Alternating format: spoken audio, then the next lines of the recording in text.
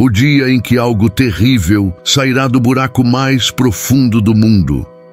A Bíblia fala de um momento em que as profundezas do abismo serão vomitadas ao mundo. Ela descreve um período em que o mundo espiritual, negado por muitos, irá se manifestar na Terra, relatando um momento em que a atmosfera da Terra mudará, o ar ficará cheio de fumaça do abismo, escurecendo o sol e marcando o início de um tempo de tribulação. Assim, descreve também uma época em que criaturas das quais nunca vimos antes surgirão de um poço sem fundo. No capítulo 9 do livro do Apocalipse, somos transportados para uma narrativa onde algo terrível, que é descrito como uma espécie de gafanhotos, emerge do abismo mais profundo. Este capítulo é repleto de seres sobrenaturais e eventos proféticos que mostram um pouco do mundo espiritual se entrelaçando com o nosso reino terrestre. Nele, testemunhamos dois exércitos assustadores sendo liberados, o exército do poço e o exército do leste. Em Apocalipse, capítulo 9, versículos 1 a 12 diz: O quinto anjo tocou a trombeta e viu uma estrela que caiu do céu para a terra. Foi-lhe dada a chave do poço, e quando ele abriu o poço do abismo, subiu dele uma fumaça, como a fumaça de uma grande fornalha. Assim o sol e o ar foram escurecidos pela fumaça do poço. Da fumaça saíram gafanhotos, e foi-lhes dado poder, como o poder que têm os escorpiões da terra. Foi-lhes ordenado que não prejudicassem a vegetação da terra, nem coisa alguma, senão somente os homens que não têm o selo de Deus sobre a fronte. E lhes foi dado, não que os matassem, e sim que os atormentassem durante 5 meses. Naqueles dias, os homens buscarão a morte, e não a encontrarão. Também terão ardente desejo de morrer, e a morte fugirá deles. O aspecto dos gafanhotos era semelhante a cavalos preparados para a peleja. Na sua cabeça havia como que coroas parecidas com o ouro. O seu rosto era como o rosto de homem. Tinham cabelos, como cabelos de mulher. Os seus dentes eram como de leões. Tinham couraças, como couraças de ferro. O barulho das suas asas era como o barulho de carros de muitos cavalos correndo a peleja. Tinham também caudas, semelhantes às dos escorpiões, e na cauda tinham aguilhões com poder para atormentar os homens por 5 meses. E tinham sobre eles, como rei, o anjo do abismo, cujo nome em hebraico é Abaddon.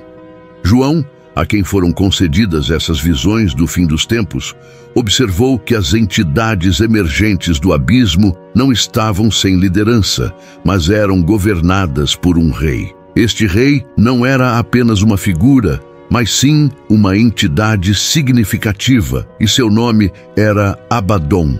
Muitos podem já ter ouvido o termo referente a ele como o Destruidor ou o Anjo do Abismo. Embora este nome possa ser familiar, a entidade real e o poder que ela exerce muitas vezes permanecem sem muitos detalhes. Mas muitas pessoas interpretaram que João se referia ao próprio Satanás, associando-o com o título de O Destruidor. No entanto, Abaddon não é sinônimo de Satanás, e aqui está o porquê. A Bíblia conta a história da queda de Satanás do céu com 1/3 dos anjos, nos mostrando que existem seres que trabalham sob ele, formando uma espécie de hierarquia de espíritos malignos de diferentes níveis de poder e maldade. Assim como existem anjos líderes como arcanjos no céu, que guiam outros anjos em tarefas como lutar e entregar as mensagens de Deus, existem líderes de anjos no reino de Satanás também. Da mesma forma, Abaddon parece liderar um grupo de criaturas demoníacas, descritas como gafanhotos no exército de Satanás. Portanto, Abaddon é associado em uma missão específica e é interpretado como um anjo caído responsável por liberar pragas e sofrimento sobre a terra, igual dito por João na profecia bíblica de Apocalipse. Sendo assim, podemos chegar à conclusão que ele será o Destruidor, e que são duas figuras diferentes na narrativa bíblica. Agora vamos entender um pouco mais sobre essas entidades que habitam no poço. Percebemos que o uso do termo gafanhotos na Bíblia é um pouco sem contexto. Mas investigando suas descrições, podemos perceber desvios significativos das nossas interpretações do que realmente seriam esses gafanhotos. Em Apocalipse capítulo 9, versículos 7 ao 10, relata: pinta-os com formas de cavalos preparados para a batalha, cabeças coroadas como humanos, cabelos de mulher, dentes de leão e peitorais de ferro.